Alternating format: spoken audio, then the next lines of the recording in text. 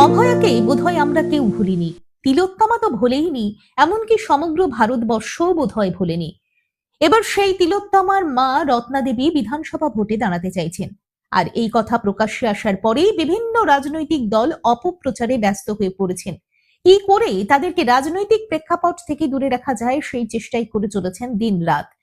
ই news ভারতের একান্ত আলাপচারিতায় কি বললেন অভয়ার বাবা মা, আসুন শুনে নেওয়া যাক। এই মুহূর্তে আপনাদের কাছে প্রথম প্রশ্ন যেটা, কেমন আছেন? কেমন থাকা সম্ভব, মানে সব হারিয়ে। মানসিক দিক থেকে কি একটুও দৃঢ়তা এসেছে? অবশ্যই এসেছে, ভেঙে যাই, কিন্তু আবার সোজা হয়ে দাঁড়াতে হয় পরের দিন লড়াইটা করার জন্য।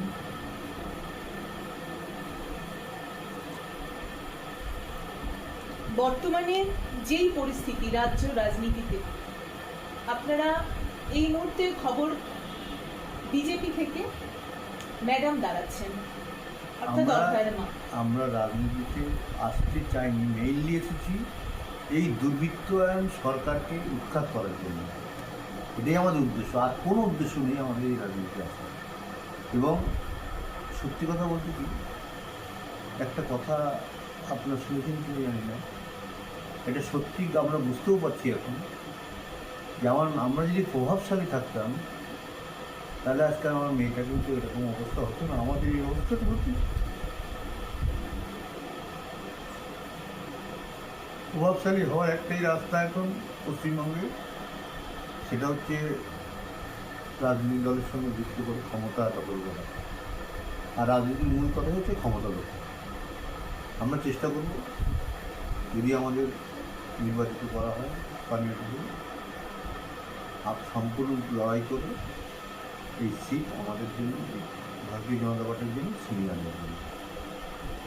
আমি যদি খুব ভুল না বলে থাকি, খাদ্য আন্দোলনের পরে অভয়াকে নিয়ে যে এত বড় আন্দোলন একটা হচ্ছে, সেই আন্দোলন বোধহয় আমাদের চোখে আর পড়েনি। তো সেটা ছিল একটা অরাজনৈতিক মঞ্চ, যেখান থেকে আপনারা বিভিন্ন দলের সহযোগিতা পেয়েছিলেন। কিন্তু বর্তমানে সিপিএম অপপ্রচার চালাচ্ছে, বলছে তারাই নাকি এই আন্দোলনের মুখ ছিল। তাহলে তারা কি করে আন্দোলনের মুখ? প্রথমে আমরাও এরকম ভাবতাম যে অদলীয় একটা আন্দোলন চলছে, সবাই, হ্যাঁ, অদলীয় লোকজন যারা কোনো রাজনৈতিক দলের সঙ্গে যুক্ত নন, যারা শুধু পশ্চিমবঙ্গের ভোটার, এরকম বহু লোক, বহু বাচ্চা যারা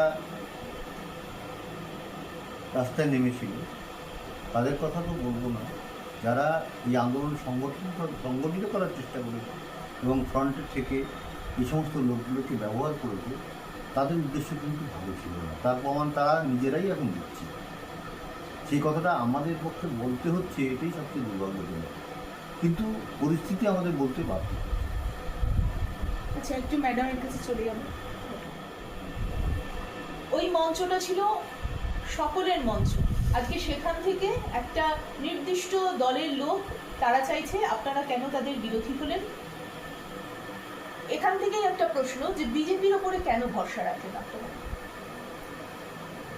এখন বর্তমান পরিস্থিতিতে রাজ্যের যে অবস্থা, একমাত্র বিরোধী পক্ষ হিসাবে বিজেপি ক্ষমতায় আসার যোগ্য।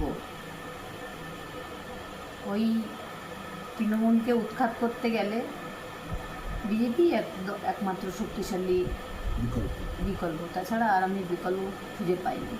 বিভিন্ন লোক বিভিন্ন কথা বলছে যে আপনি হঠাৎ করে রাজনীতিতে আসলেন, এটা হয়তো আপনার আগের সুপ্ত বাসনা ছিল, কিন্তু সেই জায়গা থেকে দাঁড়িয়ে বলুন, একজন সন্তানহারা মায়ের জায়গা থেকে দাঁড়িয়ে বলুন যে ঠিক কী কারণে রাজনীতিতে আসা? একমাত্র সন্তানকে ছোট থেকে বড় করেছি। যখন আমরা একটা টালির বাড়িতে থাকতাম, তখন ও স্বপ্ন দেখেছিল যে মা আমি ডাক্তার হব। ওর প্রচণ্ড মেধাবী ছিল আমার মেয়ে, খুব পরিশ্রমীও ছিল। ক্লাস 9-এ ওঠার পর থেকে আমি আরও কত যে রাত জেগেছি তার হিসাব আর নেই এখন আমার কাছে। কিন্তু আমি ঘুমালে ও ঘুমিয়ে পড়বে, সেই জন্য আমিও জেগে থাকতাম, ও জেগে থাকতাম। রাত 4টে বেজে গেলে তখন হয়তো বললো মা আর পারছি না এখন শোবে, চল শুই। ওই একটুখানি শুলাম, আবার উঠেও পড়াশোনা করতে। পড়াশোনায় খুব ভালো ছিল আমার মেয়ে, পড়াশোনা করতে নিজেই খুব ভালোবাসতো। এই যে ডাক্তার হওয়াটা ওর একটা মানে সাধনা। পেশেন্ট বাঁচিয়ে কি আনন্দ করে বাড়ি, যত কষ্ট হোক, কিন্তু মা আজকে আমি একটা ক্রিটিক্যাল পেশেন্ট একদম মরণের হাত থেকে বাঁচিয়ে দিয়েছি, এটাতে যে ও খুব আনন্দ পেত। আমি বলো অনেক বড় ডাক্তার হবো, আমি হ্যাঁ তুই পড়াশোনা করিস এত, তুই তো বড় ডাক্তার হবি।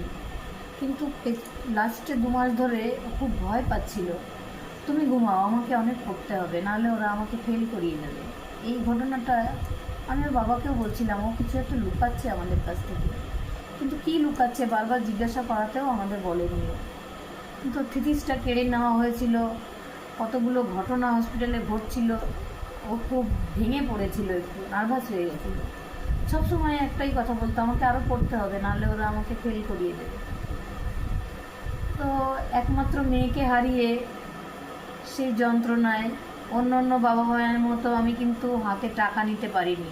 আমাকে যেমন বলা হচ্ছে যে 10 কোটি টাকায় বিজেপির কাছে আমি বিক্রি হয়েছি, আমি যদি প্রথম থেকে দেখি আমার মেয়ের এখানে সাহিত্য মৃতদেহ সামনে ডিসিনট 1 বান্ডিল টাকা এনেছিলেন, সেটা আমি ছেড়ে দিয়েছি, বলেছি আমাদের টাকার প্রয়োজন নেই, আমার মেয়েকে অসম্মান করবেন না।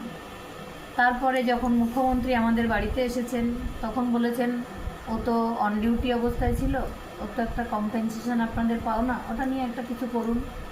আমি তখন বলেছি হ্যাঁ দিদি তখনই নেব, যখন আমার মেয়ের ন্যায় বিচার আমি পাবো, তারপরে যদি ওর প্রাপ্য টাকা আমি অবশ্যই নেব। তারপরেও আপনারা দেখেছেন হাইকোর্টে, এই লোয়ার কোর্টে যখন সঞ্জয়ের সাজা ঘোষণা হলো, তখন বিচারক 17 লক্ষ টাকা ক্ষতিপূরণ নিতে হবে। তখন আমরা দুজনে একসঙ্গে উঠে দাঁড়িয়ে জজ সাহেবের সামনে বলেছি, স্যার আমরা টাকা নেব না কোনো, আমরা মেয়ের বিচার চাইতে এসেছি, আপনি সেটা দিন, আমাদের কোনো টাকা পয়সার দরকার নেই। উনি বলেছেন আমার এটা লিখতেই হতো তাই লিখেছি, আপনারা নেবেন না নেবেন আপনাদের ব্যাপার। তারপরেও নোটিশ এসেছে, আমরা কিন্তু নিইনি। তারপরেও লোকেরা কিভাবে বলছে যে আমরা টাকায় বিক্রি হই। অন্তত আর যত বাবা মা যাই করুক না কেন, আমি সবসময় সেই বাবা মাদের ধিক্কার জানাই যারা টাকা নিয়ে একটা মেয়ে হোক ছেলে হোক তার মৃত্যুতে বাবা মা হাতে টাকা ধরেন। আমরা কিন্তু সেই বাবা মা নই, আমরা শুধু এখনও ন্যায় বিচারের লড়াইয়ে অটুট, যে বিচার আমরা নিয়েই ছাড়বো, কোনো টাকা পয়সা আমাদের দরকার নেই।